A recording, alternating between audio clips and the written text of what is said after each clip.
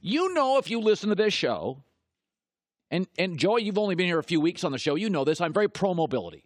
You've moved. Yes. I've moved. John Goulet. Everybody on my staff has moved cross-country several times. I am pro-mobility.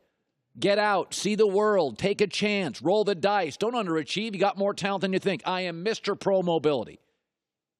I'm even pro-divorce if you feel like you've hit a dead end in a relationship. Married, not move. Go. Okay, I'm for that. You know that. I'm a Volve guy. Move on. Get happy. But there does come a point where after several divorces, it's on you. You're a flake. Officially this morning, I think Kyrie Irving has moved into flake category. According to Chris Haynes, this isn't some random blogger. He's a legitimate NBA guy. Executives in the league feel word is out that Kyrie Irving ain't long for Boston. He's a free agent at the end of the season, and he is looking at New York. Oh, by the way, the worst-run franchise in the NBA. Okay. Let's remember what Kyrie Irving was pre-LeBron. Injury-prone, couldn't carry a team. They called him a diva in Cleveland. They weren't doing Uncle Drew movies. People in Cleveland wouldn't even do a home movie with him. LeBron comes to town, elevates his entire brand, gets him a championship. He becomes the best finisher in the league. That's what we were all saying. He goes, I don't want that. That winning thing I'm not into. Now he goes to Boston. Easily the best coach and the best roster in the East for the next, 8 years? And plenty of draft picks, so it may last longer than that. And he's not into the winning thing. He wants to go to the Knicks. Okay. I get mobility. Kevin Durant felt trapped. They were enabling Westbrook. There was no solution. He left, upgraded to a better team. I sat here and clapped. I get it. Kawhi Leonard has a spat with an abrasive 69-year-old head coach who calls him out through his players. He wants out. I support. I get that. LeBron James, Cleveland couldn't get him a player, a decent one for 7 years, goes to Miami. He's leaving Cleveland again because the roster's hot garbage. I support LeBron. I get that. Chris Paul. I got flaky Blake Griffin. I don't get along with DeAndre Jordan. My window's closing. I'm going to go to Houston. I totally get it. But you don't leave the guy in Cleveland that took your reputation and got you movies, sneaker deals, titles, rings. And now you want to leave Boston? There are no better coaches than Brad Stevens. He is the Belichick 15 years ago. The best coach with 15 years left. They got draft picks, depth, defensive. You don't even have to play great defense. Marcus Smart comes off the bench. They got everything. Even their veteran guy, Al Horford. Everybody in the league loves him. They don't have any egos. Gordon Hayward. They have a promising young star or two. Tatum, Jaylen Brown. And you want out of that? Folks, I am Mr. Mobility. I'm Mr. Evolve. Take a chance. Roll the dice. Start over. But when you have the best GM, the best head coach in the weakest conference, virtually a 6-year guarantee to get to the finals. Sorry, Philadelphia. You didn't even give Boston a threat. Sorry, Philadelphia. You don't have enough good players. Kyrie's not into winning. Kyrie has a LeBron complex or a savior complex or I got to get all the credit complex. Out on Kyrie. He's a flake. Kyrie wants to get credit. He doesn't want wins. You don't leave LeBron, who's a guaranteed finals appearance, got you a title, winning, and you don't leave Brad Stevens and the momentum of the Celtics winning to go to the worst-run organization in sports. You're not going to make any more money there? Well, the shoe deals, he's got a shoe deal. What are you going to get, Uncle Drew the movie 2? You already got a movie. Rings, money, shoe deal, movie, winning. You left the best player, now the best organization. Kyrie Irving, you are officially a flake. And I am Mr. Pro Mobility.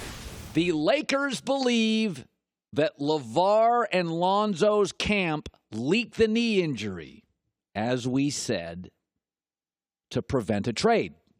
This is what we said a few days ago on the show.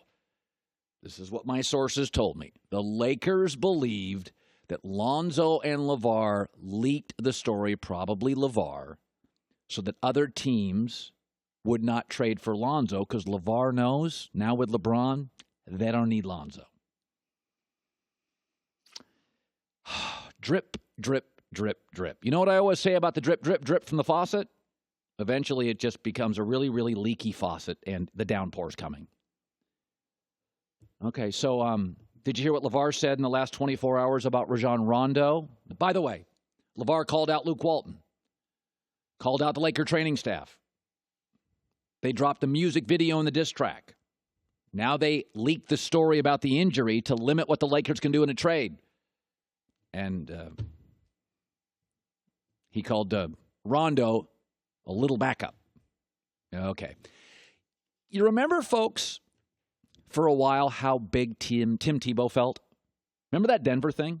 Remember how big Tim Tebow felt? Took over the world.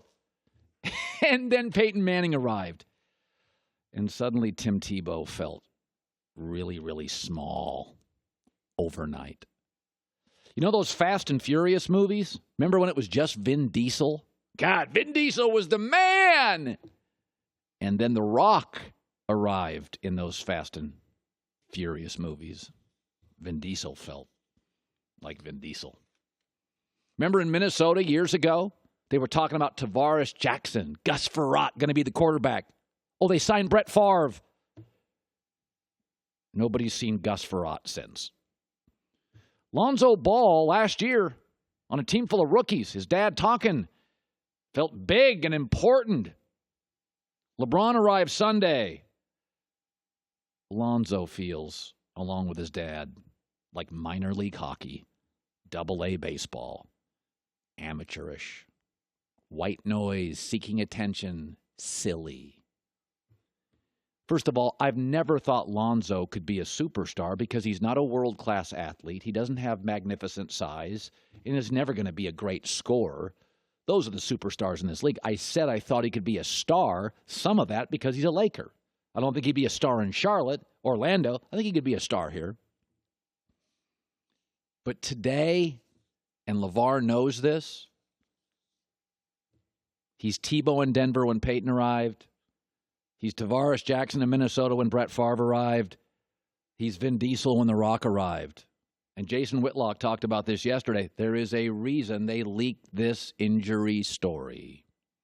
He's scared. That's fear, and that's begging the Lakers, please don't trade my son. It's going to work. The ball's going to be out of his hands so quick, LeBron. He'll be the point guard, but you'll still get the ball, LeBron. He's begging for Lonzo to stay. He is. He's right. Jason's right. LeBron has led his team in assists for 14 straight years. It's hard to believe, maybe you don't remember it, I do. Tebow was the story of the league. 5 minutes after Peyton Manning was acquired, Tebow was as anonymous as a prank phone call. Vin Diesel was running fast and furious. Rock walks through the door. I'll take Diesel in my Maybach. Okay, that's the way it is with legends. LeBron walked through that door Sunday. Lonzo is small, irrelevant, doesn't really matter. And his dad knows it. By the way, that whole thing about leaking the story, Woj, we said, we believe this is what's happening, and Woj doubled down on our initial report. Hi, everybody. Thanks for watching. Subscribe here to get the latest from the show. Also, be sure to check out more of the best clips from The Herd or go watch a few segments from other shows on FS1.